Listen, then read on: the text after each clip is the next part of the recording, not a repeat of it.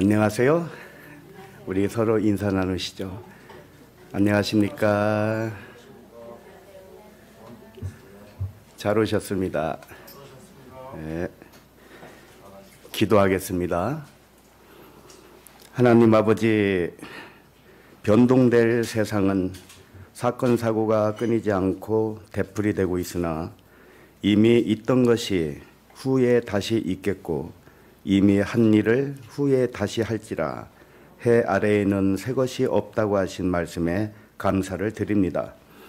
무엇을 가리켜 이르기를 보라 이것이 새 것이라 할 것이 있으랴. 우리가 있기 오래전 세대들에도 이미 있었느니라고 하신 말씀에 감사를 드립니다.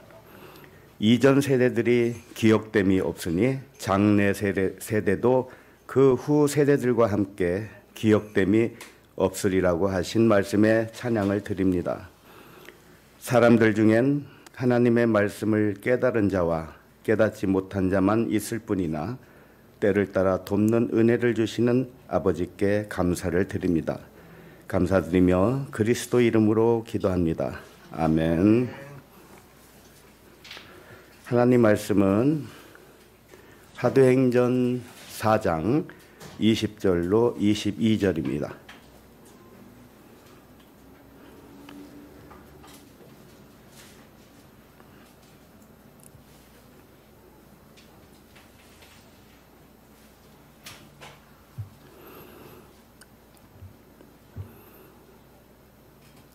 사도행전 4장 20절부터 22절까지 함께 읽겠습니다. 시작.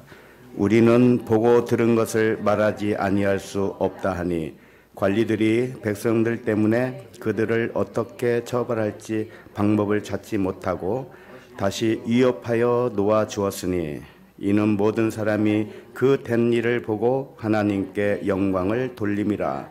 이 표적으로 병 나은 사람은 40여 세나 되었더라.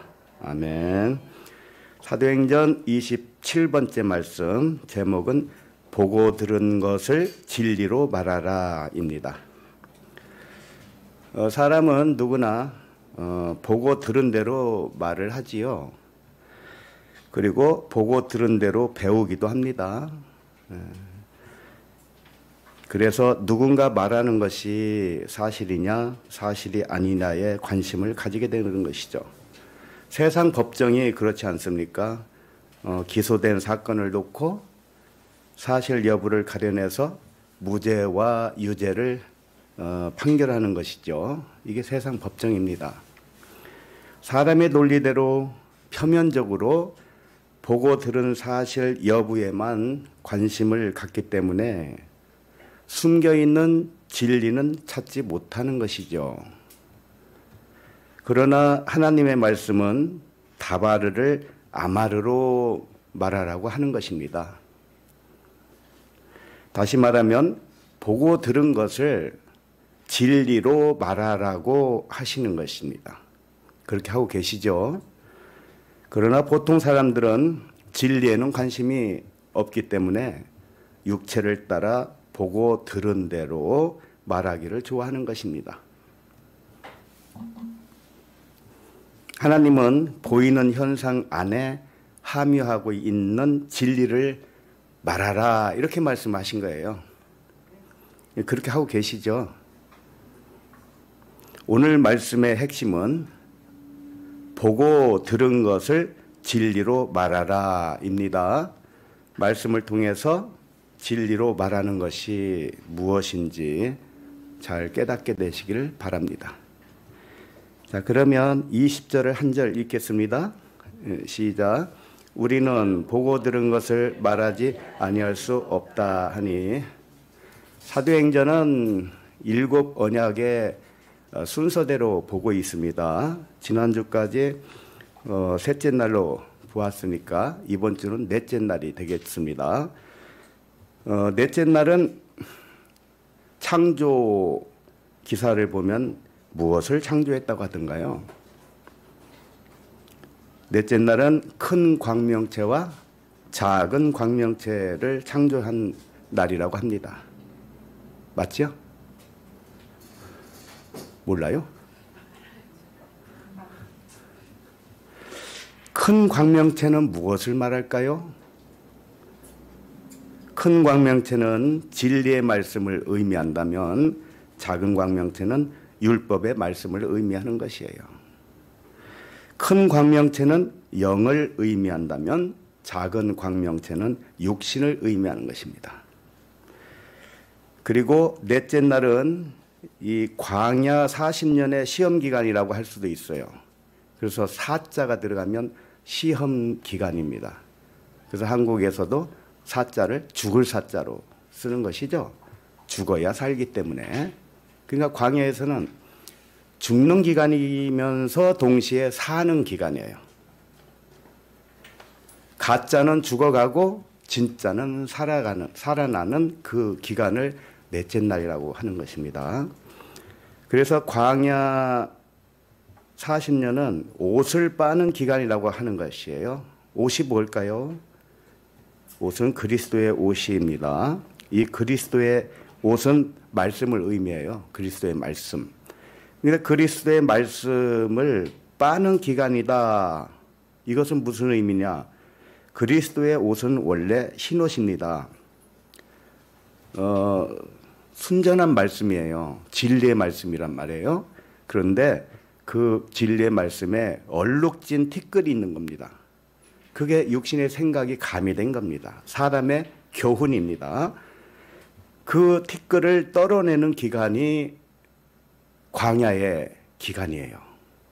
그래서 결국 광야의 끝자락에서 율법이 사랑으로 완성이 되는 것입니다. 육신의 생각이 영의 생각으로 변해서 요단강을 건너가게 되는 것이죠.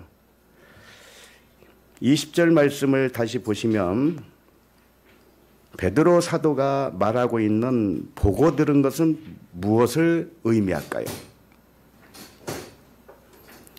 보고 들은 것을 말할 수 없다고 그랬는데 그 보고 들은 게 뭐예요?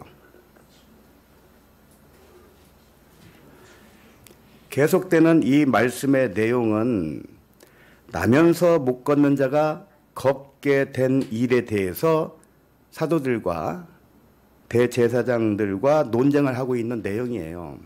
그러니까 베드로가 보고 들은 것이라는 것은 못 걷는 자가 걷게 된 것을 본 것이죠. 이것을 말할 수밖에 없다 이거죠. 그런데 그것뿐만이 아니고 예수 그리스도 죽음과 부활을 말하지 않을 수가 없다. 이렇게 두 측면으로 보면 좋겠습니다. 예수 그리스도의 죽음과 부활과 못 걷는 자가 못 걷다가 걷게 되는 것과 이게 같은 거란 말입니다. 같은 구원의 사건이에요. 베드로가 보고 들은 것은 예수님의 말씀과 죽은 자 가운데서 살아난 것을 목격한 증인으로서 말하겠다 이런 말씀이죠. 그리고 나면서 못 걷는 자가 걷게 된 것을 본 것을 말하지 아니할 수가 없다고 한 것입니다. 그렇게 진실을 말하는 이유는 나사렛 예수 그리스도의 이름으로 구원받는다는 복음을 전하기 위해서예요. 그렇겠죠? 못 걷는 자가 나사렛 예수 그리스도의 이름으로 걸은 것 같이 베드로가 전하는 복음은 모두가 나사렛 예수 그리스도와 같은 이름을 가지고 있다. 이걸 전하는 것입니다. 그러나 한 가지 주의할 점이 있어요. 베드로와 요한이 보고 들은 것을 사실대로 말하지 않고 진리로 말한다는 점이에요. 베드로가 보고 들은 것을 말한다고 했으니까 못 걷는 자가 걸은 그 사실만을 전하겠다 이런 의미가 아니라는 말입니다. 그래서 이 말하지 아니할 수 없다고 했는데 말한다 이 단어가 날레오라는 단어예요. 헬라어 날레오는 어떤 뜻이냐면 보이지 않는 의미를 말할 때 쓰는 단어예요. 말한다는 단어가 크게 레고와 날레오가 있습니다. 레고는 표면적인 사실대로 말할 때 쓰는 단어이고요. 날레오는 표면적인 것 안에 이면적인 것을 말할 때 쓰는 단어예요. 그러나 성경에 기록되었어도 잘 그게 구분을 못하지요. 한글 번역은 레고나 날레오나 전부 말한다 이렇게 되어 있으니까요. 다시 말해서 헬라어 레오는 날레오죠. 날레오는 히브리어 다바르와 아니 잘못했어요. 헬라어 레고는 히브리어 다바르와 같아요. 표면적인 말씀이다 이거예요. 그 다음에 헬라어 날레오는 히브리어 아마르와 같아요. 그러므로 보고 들은 것을 말하지 아니할 수 없다는 뜻은 보고 들은 것을 진리로 말하지 아니할 수 없다는 뜻입니다. 보고 들은 것은 표면적이고 문자적이고 사실적으로 보고 들은 것입니다. 맞죠? 그 사실로 보고 들은 것을 말을 할 때는 숨어 있는 의미를 말하겠다. 이런 말씀이에요. 진리를 말하겠다. 이런 뜻입니다. 하나님의 백성들은 이 사도들과 같이 보고 들은 것을 진리로 말할 줄 알아야 돼요. 안 그러면 세상 사람과 똑같습니다. 왜냐하면 육체로 보고 들은 것은 사실이기는 한다 해도 진실은 아니기 때문에 그래요. 사실과 진실은 차원이 다른 이야기입니다. 사람은 사실만 중요시하지만 하나님은 진실만 중요시합니다. 진실은 뭐냐? 진리예요. 진리. 그렇기 때문에 하나님은 영과 진리로 예배하라 그랬습니다. 그러나 사람들은 뭘로 예배하려고 그래요? 사실로 예배하려고 그래요. 그것이 사람의 교훈입니다. 사람의 교훈은 사실이거든요. 그러므로 말할 때 사실대로 말하지 말고 진리로 말하시기를 바랍니다. 이게 정답이기 때문에 그래요. 진리는 뭘까요? 진리는 하나님의 평안과 사랑이에요. 평안과 사랑 이외에는 진리가 아닙니다. 나머지는 전부 흔들리는 겁니다. 흔들리는 거. 변동된 세상의 것이에요. 그러나 사랑과 평안은 변동되지 않는 하나님 나라의 것이거든요. 그래서 우리가 볼 때는 변동될 세상을 보고 있습니다만은 그 안에서 의미를 깨닫고 진리로 말할 줄 알아야 되는 거예요. 예를 들면 며칠 전에 일어난 대형 사고가 있죠. 뉴스 보셔서 모르시는 분은 없을 겁니다. 이태원 할로윈 축제 대참사 사건이 있습니다. 이 사건을 뉴스를 통해서 보고 들었습니다. 그러면 사람들에게 전할 때 어떻게 전하고 있습니까? 뉴스를 안 본 사람에게 만약에 이 소식을 전한다고 할 때 어떻게 전하겠습니까? 보고 들은 대로 전하겠지요. 그런데 하나님 말씀은 뭐라고 그럽니까? 그렇게 보고 들은 대로 전하지 말라고 그런 거죠. 보고 들은 것을 진리로 전하라고 한 거죠. 사람들은 이 사건을 보고 들은 대로 말할 것입니다. 10만 명이 이 축제에 참여했고요. 많은 젊은이들이 세상을 떠났습니다. 이런 대형 참사가 일어난 원인이 무엇인지도 뉴스에서 여러 각도로 말을 하더구만요. 또 방송마다 좀 다르게 얘기하더구만요. 어쨌든 이 10만 명이 모이는 축제에 질서를 잡아줄 경찰은 200명도 안 되었다고 뉴스에서 말을 하더라고요. 그 들었습니다. 그렇게 보고 들었어요. 화면으로 보고 말을 들었단 말입니다. 한 사람을 경호하려고 경찰 700명이 매일같이 투입되는 것과 큰 대조를 보였습니다. 정부의 안일한 대처로 많은 희생자가 발생했다고 했습니다. 난 들은 대로 얘기하는 거예요. 유가족들은 통곡을 멈추지 못하고 있습니다. 보고 듣고 있죠. 온 나라가 어두운 그늘에 쌓여서 침울하게 되었습니다. 이것이 지금까지 우리가 보고 들은 대로 말한 거지요. 자, 그러나 성경은 보고 들은 것을 진리로 말하라고 하십니다. 여러분은 이 사태를 어떻게 진리로 말하겠습니까? 진리로 말할 수 있는 분이 계시면 손을 좀 들어주시겠습니까? 틀려도 좋으니까. 첫째는 이 사건을 보면서 진리로 말을 해야 되는데, 첫째는 육신의 생각은 사망이라는 진리를 말해줘야 되는 것입니다. 육신의 생각은 이렇게 죽는 거야. 이걸 가르쳐 주라고요. 그 다음에 할로윈 축제가 영의 생각입니까? 육의 생각입니까? 그렇죠. 육신의 생각이죠. 그러니까 육신의 생각은 뭐라고요? 사망. 자, 경찰이 보이지 않을 정도로 적은 수를 배치한 생각이 어디서 왔을까요? 육체입니까? 영입니까? 당연히 육신의 생각에서 왔겠죠. 사람 영혼이 귀하고 천하고의 차이가 있습니까? 한 영혼이 천하보다 귀하다는 말을 하고 있잖아요.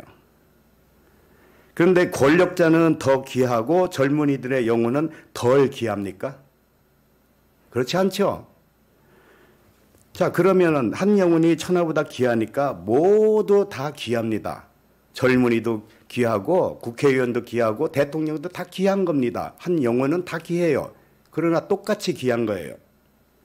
그렇다면 한 영혼을 위해서는 경찰 700명을 동원한다면 10만 명이 동원할 때는 경찰 몇 명이 와야 됩니까? 10만 명 곱하기 700명 해야 되잖아요. 아, 그래야 맞잖아요. 아, 영혼은 한 영혼은 천하보다 귀하다면서요. 제가 지금 무슨 말을 하고 있는지 감을 잡고 있습니까? 육신의 생각은 사망인 것을 하나님이 가르쳐주고 있다는 말씀이에요. 왜? 모든 일을 사람의 일로 보면 안 되니까요. 모든 일을 무엇로 봐야 돼요? 하나님의 일로 봐야 됩니다. 그러면 죽은 젊은이의 영혼은 어디로 갑니까? 세상 사람들은 어떻게 생각할까요? 세상 사람들은요, 자기 아들, 딸들이 막연히 좋은 것으로 가기를 원해서 기원을 드립니다. 안 그런가요? 어느 집 자녀는 교회 다녔으니까 좋은 데 갔을 거고, 우리 집 자녀는 안 다녔으니까 어떻게 될지 모르고, 이런 생각이 암암리에 하고 있는 것입니다. 그래서 정성스럽게 기원을 하는 거예요. 자, 그러면 진리로 말하면 어떻게 말을 해야 되겠습니까? 진리를 모르는 세상 사람들은 죽음을 슬퍼하고 애도하지요. 그러나 진리로 말하면 어떻게 말해야 됩니까? 모든 사람의 영혼은 하나님에게서 왔습니다. 이렇게 말해야 되죠. 그리고 모든 사람의 영혼은 하나님에게서 왔기 때문에 하나님은 죽을 수도 없고 변할 수도 없습니다. 그러니 죽음은 없는 것이며 하나님께 다시 돌아간 것뿐입니다. 이렇게 말하는 것이 뭡니까? 진리죠. 지옥은 없습니다. 이렇게 말하고 천국만 있을 뿐입니다. 이게 전하는 것이 뭡니까? 진리죠. 육신으로 있을 때도 역시 하나님과 함께 있었습니다. 사람이 호흡하는데 하나님이 개입하지 않으면 호흡할 어떤 동물도 없고요. 사람은 물론이거니와 하나님이 항상 함께 하기 때문에 호흡할 수 있었던 것입니다. 그러니 기본적으로는 믿든 안 믿든 똑같은 생명이에요. 육신의 옷을 벗어도 하나님의 품에 항상 함께 있는 것입니다. 다른 육신으로 와도 하나님과 함께 있습니다. 다시 돌아가도 하나님과 하나입니다. 이 순환을 보여주기 위한 사건으로 말해야 되는 것입니다. 이게 진리로 말한다는 뜻이에요. 겉으로 보면 육신의 생각으로 만든 합작품입니다. 이 사건이.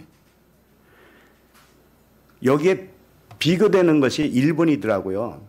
일본은 이미 참사를 한번 경험했기 때문에 우리나라하고 뭐 비슷하게 모였어도 질서가 아주 정연하더라고요. 곳곳마다 경찰차가 호루라기 불고 스피커로 얘기하고 그래가지고 그러더라고요. 대조가 됐더라고요. 우리나라는 그런 정보가 없었나 봐요. 다른 나라에서 사고 났다는 정보가 없었나 봐요. 다른 나라에서 축구장이 무너져서 죽었다는 정보가 전혀 없었던 것 같아요. 세상에 10만 명이 모입니다. 10만 명. 그 좁은 4m밖에 안 되는 골목을 그것도 일방통행도 아니고 쌍방통행으로 해놨으니 어떻게 사람이 움직일 수 있겠습니까? 이건요, 겉으로 보면 인재입니다. 인재. 사람의 일로 보면 인재예요, 분명히. 그러나 우리는 진리로 말하라고 그랬으니까 그 겉의 것을 디스하고 헐뜯으려고 하는 말씀이 아니에요. 진리로 말하는 거예요. 그 상황을 진리로 말하라. 지금까지 제가 말씀드렸습니다. 진리로. 이 순환을 보여주는 사건입니다. 하나님은 모든 일이 하나님의 일을 나타내기 위한 일입니다. 우리들에게도 다 마찬가지겠죠. 그러나 겉과 속은 있어요. 겉이 죽어야 속이 드러나는 겁니다. 이게 하나님의 일이에요. 겉이 안 죽고는 하나님의 일이 드러날 수가 없습니다. 이걸 착각하면 안 됩니다. 모든 것이 하나님의 일이라고 그러니까 이것도 좋고 저것도 좋고 그러는데 육신의 생각만 하나님은 원수라고 그러는 거예요. 육신의 생각만 원수다. 그러나 하나님의 일로 보면 하나님의 일을 나타내고자 한 일이다. 그러니 너무 슬퍼하지 마세요. 이렇게 말씀을 해야죠. 이게 진리입니다. 세상의 일은 이전 세대에도 있었으나 기억하지 못할 뿐이고 다음 세대에서도 현재의 세대를 기억하지 못합니다. 여러분 돌아갔다가 다시 오시잖아. 그러면 이 세상 이 세대는 기억이 안 납니다. 전도서가 분명히 말씀하고 있어요. 내가 하는 말이 아닙니다. 그러니 이 세대에 분명하게 하나님을 알고 가셔야죠. 자신이 하나님과 하나가 되는 그런 경험을 하고 가셔야 되네. 그거밖에 우리는 할 게 없어요. 세상에서 잘 사는 것에 대해서 너무 탐심을 갖지 마십시오. 그러나 이전이나 현재나 다음 세대도 모양은 달라도요, 똑같은 원리로 돌아가고 있다. 이런 말씀입니다. 그러므로 이 진실을 깨닫고 초연하시기를 바랍니다. 초연하셔야 돼요. 사람이 죽었다고 해서 슬퍼하지만 마시고 장례식에 가라고 했습니다. 초상집에 가는 것이 유익이라고 그랬죠. 왜 그럴까요? 누구든지 종말은 끝은 이와 같다라는 거예요. 그걸 기억하라는 겁니다. 그 죽은 사람을 보면서 나도 그 길로 가고 있구나. 이걸 기억하라는 겁니다. 이렇게 진리로 말씀을 하셔야 되는 것이에요. 실로암에서 망대가 무너져 치어 죽은 18사람이 다른 모든 사람보다 죄가 더 있는 줄 아느냐? 이 말씀이 있죠. 이태원에서 죽은 젊은이들이 다른 사람보다 죄가 더 많아서 죽었느냐? 아니라는 겁니다. 그들의 죽음도 죄로 인해서 죽은 것이 아니라 하나님의 일을 나타내고 위해서 그런 일이 있었던 겁니다. 그걸 놓치면 그저 보이는 대로만 말을 합니다. 세상에 10만 명이 모였어. 세상에 100 몇십 명이 죽었어. 이 겉대기밖에는 몰라요. 어떤 일이든지 진리로 말할 수 있어야 합니다. 그래야 사랑과 평안이 될 수 있기 때문에 그래요. 자, 그러면 21절을 읽겠습니다. 시작. 관리들이 백성들 때문에 그들을 어떻게 처벌할지 방법을 찾지 못하고 다시 위협하여 놓아 주었으니 이는 모든 사람이 그 된 일을 보고 하나님께 영광을 돌립니다. 이 말씀을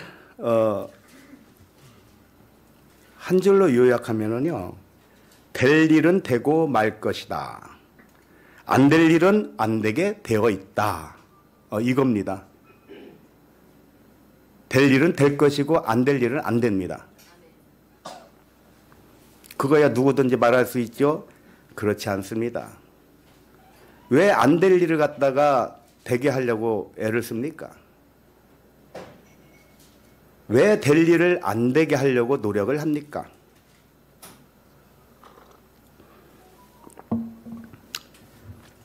유대인의 관리들은 베드로와 요한을 처벌하고 싶어도요, 처벌하지 못했어요. 왜 그랬을까요? 그 이유는 백성들이 두려웠기 때문이죠. 백성들이 왜 두려울까요? 베드로와 요한을 믿는 백성의 수가 많기 때문이죠. 안 그러겠습니까? 베드로와 요한 사도들을 따르는 백성들이 숫자가 많단 말이에요. 그런데 관리들은 숫자가 그만큼 많습니까? 그보다 적죠. 쉽게 말해서 여론이 무섭다 이겁니다. 요즘 말로 말하면 여론이 무서워서 어떻게 할 줄을 모르겠다 이거예요. 그러니까 믿는 백성의 수가 이 관리들 자기들 수보다 만약에 수가 적다면 어떻게 할까요? 관리들, 우두머리들보다 믿는 백성의 수가 적으면 어떨 것 같아요? 잡아가겠죠? 네, 처벌한단 말이에요. 권력을 100% 이용을 하겠죠. 그러나 믿는 백성이 하도 많아요. 그래서 두려운 겁니다. 그래서 못하는 거예요. 처벌을 못하고 있는 거예요. 이 세력 싸움에서 숫자가 불리하기 때문에 베드로와 요한을 처벌하지 못하고 협박만 하고 놓아주었습니다. 사건이 그렇게 되어 있어요. 그와 같이 이 두 세력이 우리 자신 안에 있다고 생각을 해보십시오. 우두머리 되는, 처벌하고 싶어서 안달난 그 우두머리 되는 그 존재도 나요. 베드로와 요한을 믿는, 복음을 믿는 백성들이 또 나라고 해보십시오. 그러면 두 존재가 있잖아요. 이 두 존재가 싸웁니다. 이스라엘의 믿는 백성은 영의 생각을 방영하고 있고요. 이스라엘의 우두머리들은 세상 인군과 같은 육신의 생각을 의미하는 것이에요. 육신의 생각이 크면 영과 진리를 탄압하게 되는 것입니다. 내가 육신의 생각이 크면 내 안에 있는 영을 탄압하고 있는 거예요. 억압하고 있는 겁니다.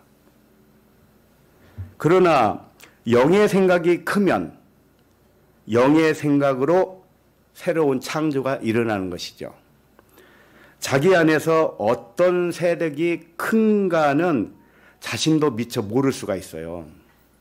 자신도 모른단 말이에요. 그렇기 때문에 먹이를 많이 주는 쪽이 세력이 클 수밖에 없습니다. 육신에게 먹이를 많이 주는 것이 무엇을 의미할까요? 육신에게 먹이를 많이 주면 육신의 생각이 커져요. 그래서 영의 생각을 누른단 말이에요. 그래서 육신의 생각으로 판단하면서 살게 됩니다.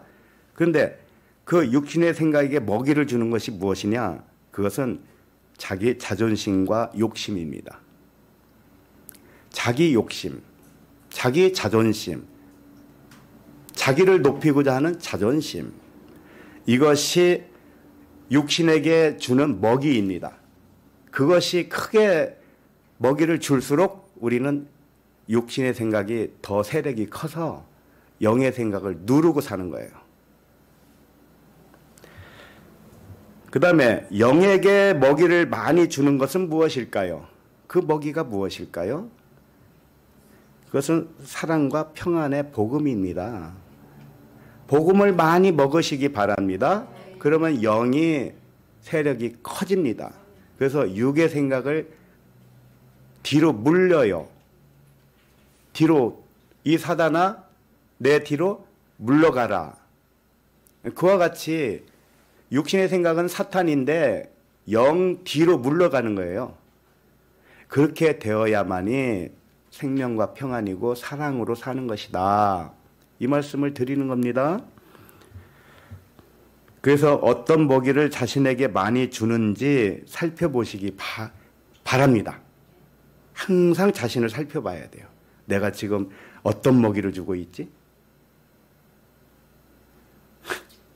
풀을 먹이나 지금 내가 생선을 먹이고 있나? 이렇게 알아야 돼. 스스로 알아야 돼요. 자, 그러면 22절로 읽겠습니다. 시작. 이 표적으로 병 나은 사람은 40여 세나 되었더라. 병 나은 사람의 나이를 말하고 있죠. 40여 세나 되었다고 했습니다. 오늘 말씀이 광야 넷째 날이라고 그랬잖아요. 맞죠? 그러니까 이 40세, 40여 세라는 단어가 나오는 거예요. 거기에 맞추는 겁니다. 40여 세는 40 이상이라는 뜻이에요. 그런데 성경은 보통 구약에서도 보면 나이를 정확하게 말하죠. 정확하게 말합니다. 그런데 여기서는 두루뭉실하게 왜 40세 이상이 되었다고 말을 할까요? 그 사람에게 정확하게 몇 살 먹었어요? 이렇게 물어보면 자기 나이를 모르는 사람이 어디 있겠어요?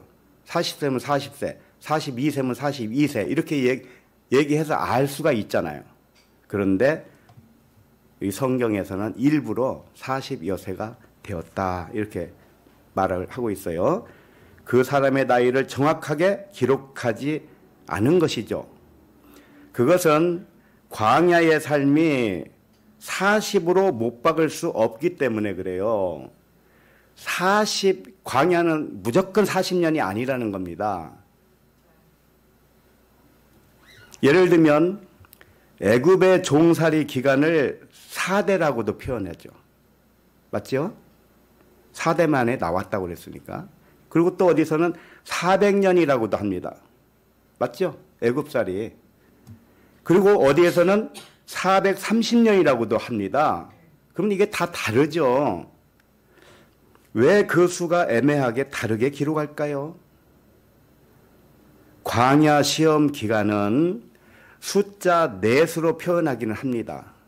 숫자 넷, 4로 표현해요.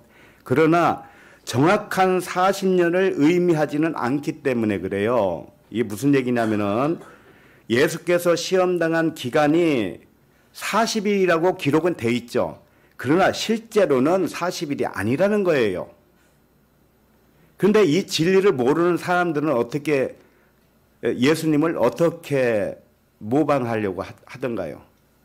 40일 동안 금식기도 하잖아요. 그렇기 때문에 사람은 너무 우매한 거예요. 깨닫지 못하면 멸망하는 짐승과 같은 것입니다. 예수님이 40일 기도했으니까 우리도 따라서 하자. 이 고집을 부리는 거예요. 그러나 40이라는 그 의미가 중요하지 40일 동안 금식했다, 줄였다 이게 중요한 게 아닙니다. 마치 금식을 오래 하면 능력이 나타날 것처럼 생각을 해서 욕심 때문에 40일 금식 기도하다가 먼저 가신 분들이 꽤 있다고 들었습니다. 그리고 모세가 시내산에 40주야로 금식했다는 것, 이 40일은 사람의 계산으로 40일이 아니라는 말씀이에요. 모세도 40일 동안 굶주렸다 말이 됩니까? 40주야를 굶었다는 겁니다. 금식했다는 거예요. 그렇게 해서 살 수 있어요? 40주야 잠도 안 자고 하나님과 대화만 했다는 거예요. 그러니까 사람들은 문자밖에 몰라요. 숫자밖에 모른다고. 숫자가 많으면 크구나, 작으면 에이 얼마 안 되네, 이런 양으로만 생각을 해요. 사람들은 그 의미를 알지 못하고. 그래서 이 숫자는 모두 진리에 대한 상징의 의미가 있을 뿐이에요. 그걸 아셔야 됩니다. 그래서 사람은 이 말씀을 얼마나 오해하는지 몰라요. 예수님이 40일 금식했다니까 대단하다 예수님, 이것만 생각하지 40일이 의미하는 그 뜻은 알려고 하지도 않아요. 십자가에서 죽으셨고 부활하셨는데 얼마나 아프셨을까?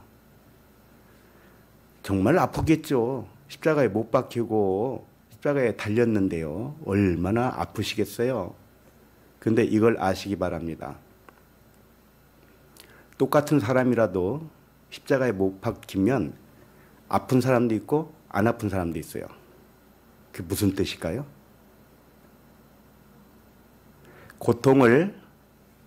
죽는 고통을 고통으로 여기는 사람은 고통이 와. 그러나 고통이 아니다. 고통은 환상이다. 왜? 사랑과 평안밖에 없으니까요. 예? 그 믿음이 크면 클수록 그 고통은 나에게 고통이 안 됩니다. 나중에 예수님한테 만나면 좀 물어보세요.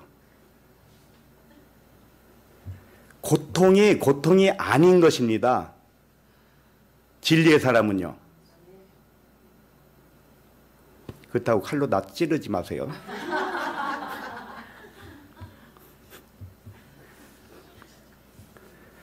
하나님을 오해하고 하나님의 말씀을 오해하는데 어찌 사람을 오해하지 않을 수가 있겠습니까? 생각을 해보세요. 사람을 얼마나 오해하는지 몰라요, 사람은. 그러나 하나님은 말씀하십니다. 사실보다 더 중요한 것이 진실이다. 그러므로 오해하지 말고 생각을 내려놓아라. 이렇게 말씀을 하는 것입니다. 육의 생각은 판단을 바르게 한 게 아니거든요. 옳게 판단한 게 아니에요. 육의 생각은 그저 자기 감정에 의해서 판단하고요. 이 몸의 감각을 통해서 판단을 합니다. 그러나 하나님이 주시는 영의 감정, 영의 감각은 그런 육신으로 얻어지는 그런 감정이 절대 아니에요. 이것은 경험해 본 사람은 알겠지만 땅에서 오는 게 아닙니다. 이것은 절대로. 그리고 표현할 수가 없어요. 표현하는 순간 잘못 표현한 겁니다. 하나님의 은혜를 받았다, 하나님이 임재하셨다, 이런 것은 말로 표현하기가 어려운 거예요. 말로 쉽게 표현할 것 같으면은 그게 하늘의 것이겠습니까? 저는 매주마다 말씀을 2번 준비하잖아요. 저에겐 그게 복입니다. 지금 7년째 이 일을 하고 있는 겁니다. 그럴 때마다 하나님과 동행한다는 것이 너무 선명하게 알게 되어요. 너는 흔들리지 말고 흔들리지 않는 나라를 전해라.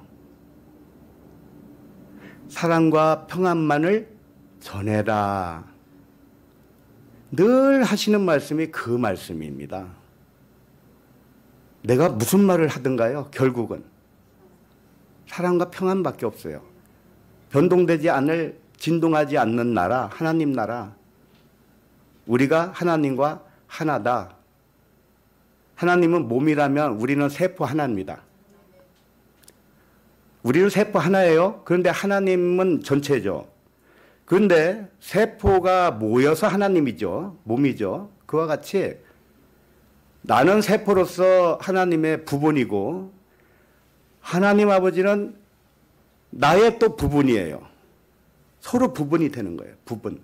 그러나 아버지가 나보다 크시니 아버지는 나보다 큽니다. 그래서 하나님 말씀은 진실인 거예요. 이렇게 하라 그러면은 그 길로 하는 것이 가장 현명한 겁니다. 오해하지 말고 생각을 내려놓아라. 그리고 진실을 깨닫기 원해라. 진리를 깨닫기 원해라. 이렇게 말씀하시는 겁니다. 이 사람은 보고 들은 것에 대하여 진리로 알지 못하면 많은 오해를 한다는 것을 살펴보았습니다. 세월호가 아니죠. 이태원. 세월호는 지금까지 있지 않더라고요. 이태원은 얼마나 갈지 모르겠어요. 어쨌든 다 하나님의 일로 보고 진리로 말하시기를 바랍니다. 설령 내 자식이 거기에 있었다 할지라도, 설령 내 자식이 내 딸, 내 아들이 거기서 죽었다 할지라도 영혼은 조금도 손상이 없습니다. 생명에는 아무런 손상이 없어요. 영광스러운 나라에 하나님과 있는 겁니다. 이 순간에도. 그걸 말해줘야 소망이 생기는 것이지, 가서 얼마나 같이 울어주는 거, 그건 그때는 위로가 될지는 모르지만 진리를 모르기 때문에요. 굉장한 정신적 타격이 있는 거예요. 진리를 모르면. 사람도 오해하고 하나님도 오해를 합니다.